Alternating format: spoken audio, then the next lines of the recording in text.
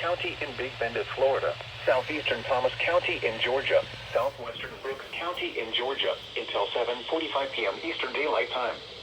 At 7:15 p.m. Eastern Daylight Time, a severe thunderstorm was located near Monticello, moving northeast at 20 miles per hour. Hazard, 60 miles per hour wind gusts. Source, radar indicated. Impact, expect damage to roofs, siding, and trees.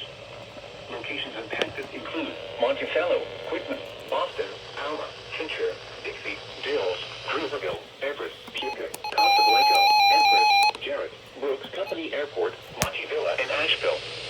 For your protection, move to an interior room on the lowest floor of a building. Repeating, a severe thunderstorm warning has been issued until 7:45 p.m. Eastern Daylight Time for the following counties: Jefferson, Florida, and the following counties in Georgia: Brooks and Thomas.